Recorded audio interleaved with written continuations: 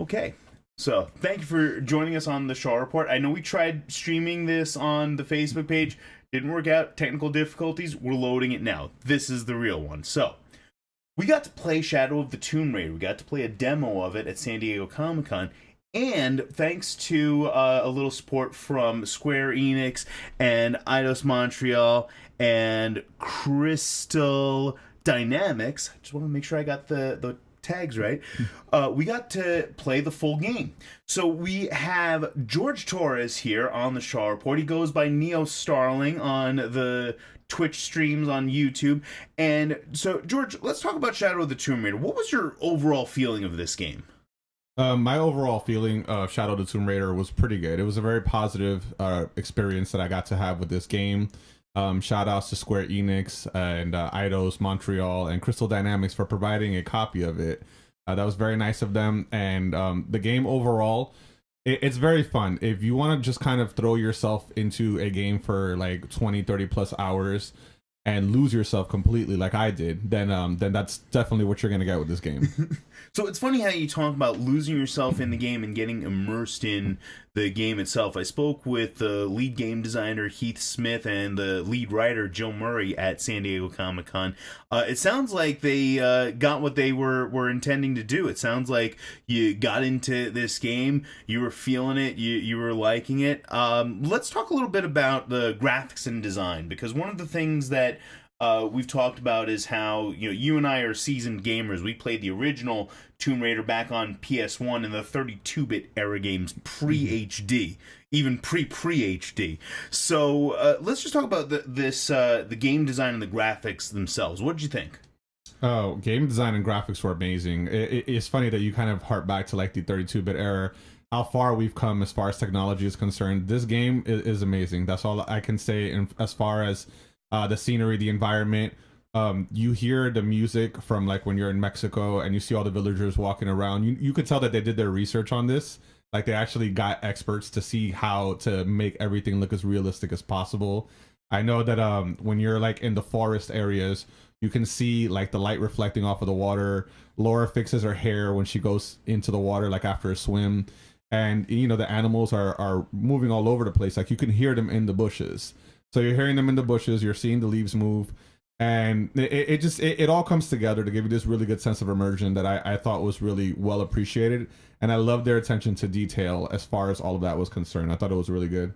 So, talking about the detail, so when I spoke with Jill Murray in San Diego, she told me how they worked with historians of that area for that era. And one thing that you may have noticed for the village that Lara constantly comes back to is there are a mixture of different cultures in there. There are some aspects that are taken from the Incans. There are some aspects taken from the Aztecs, and there are some aspects taken from the Mayans.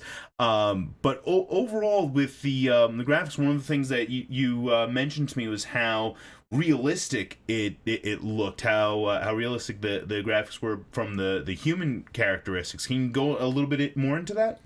Oh yeah, definitely. First of all, their voice acting was pretty well done. I'd have to say that it goes really well with the faces. It doesn't look animatronic. It looks like It kind of feels like they got real people, even though they didn't. But it looks that good because of the state that we're in with technology. The character interactions with like Laura and Jonah, for example, there's a lot of emotion when they're talking to each other. Like you can hear it in their voices and you can see it in their expressions. I really enjoyed that. Jonah was like the cook from the first game, and he follows Laura throughout the rest of the series, and he sort of functions as her foil a little bit. I enjoyed seeing their interactions, and I think that this game has a lot to offer. I think in terms of story, in terms of development, in terms of combat, like there's just so much that they did right. And I can't wait to play the rest of it, to be honest with you, just because I look so much forward to it. One of the things you talked about in the story, one of the things that Jill told me she really liked doing in this was developing that relationship that Lara has with Jonah.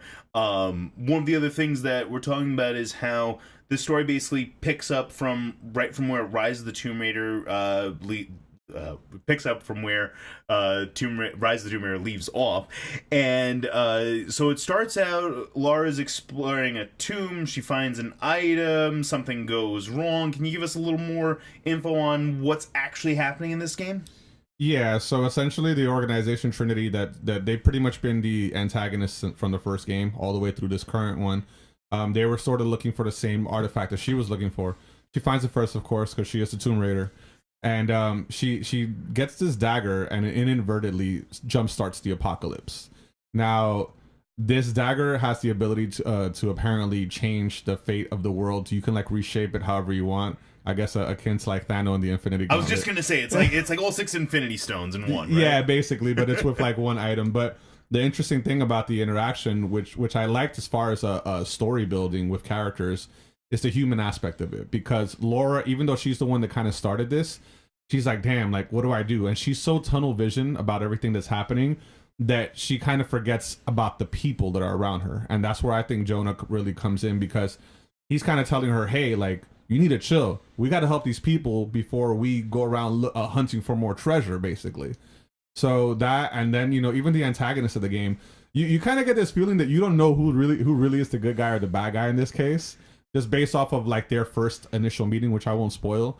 But it's something that when you get into it, you'll really see that they were looking to make more than just a simple like action adventure game. Yeah, so talking about the gameplay itself, so as far as the controls go, this takes place in a jungle atmosphere. There are different kinds of items you can pick up, different kinds of items you can make. There's a more intuitive combat system. Can you tell us, like, let's talk about that. What's it like having Lara in the jungle? Having her in the jungle is pretty interesting because the whole survival aspect relies on her being able to just make these makeshift weapons and medicines out of everyday items you'd find like in a forest area. You know, like she can rip tree branches off of trees and make arrows with them, or she'll find herbs in the water or in the lands that she'll be able to make medicines. Either she can heal herself or she can unlock this perception mode that allows her to sort of see everything in sort of a yellowish hue. And in that hue, she'll be able to see other items that she couldn't see before. Even as far as hunting animals, like you actually hunt animals. There's like there's like boars running around. There's rabbits you can shoot. There's crows. I don't know if they're crows, well, just birds really. There's so many. There's a good variety of animals that kind of add to it because they're just running around. It's like they live in this world, you know, and you really get the feeling of that as you're in their territory. One of the things I want to ask you about with the control system is that from the video that you posted a 5-minute review on YouTube of this game. It's on his page, Neo Starling. One of the things that that I see in the gameplay footage is how there are these catastrophic moments where you kind of have to, it's almost like platforming, but with some more direction. Can you tell us a little bit about that? Yeah, I mean, it's linear chaos. That's the best way I can describe it. In the sense that as you're traversing these disaster sequences that are happening, there's a set path that you got to follow in order to get to where you got to get. Because obviously, if things are being destroyed behind you, you can only move forward, right? But it works really well. I felt when I first played the game, I thought that the controls were a little wonky, but you get used to them, and I kind of feel like the way the control moves really suits that type of play, especially when you're doing platforming. So the platforming I think is pretty good. There's a lot of platforming outside of those sequences, so they definitely didn't forget about that, especially when you're in the tombs. There's a lot of platforming and a lot of puzzle solving that you have to do. And another thing that you talk about in your review is how the experience system, instead of just being a numbered level system, it's more of a grid kind of thing. So you get to enhance certain kinds of skills, not unlike some of the other games we've seen from Square Enix, like Final Fantasy X and other ones. Yeah, essentially she gets this upgrade system that you can kind of allocate your points, your experience points to your level of play style. So like she'll have the ability to upgrade her physical abilities, her weapons, and like her clothing. She can get different outfits that'll allow her to do different things. Like if you hunt this panther, for instance, and you kill it, you can get these special boots that'll allow her to be able to traverse the land a little better without people hearing her. So when you're doing that stuff, I think it's pretty cool. Me, I like the style of stealth. So I made sure that I upgraded all her physical abilities so the enemies wouldn't hear me. I'd be able to do like double sneak attack kills and whatnot.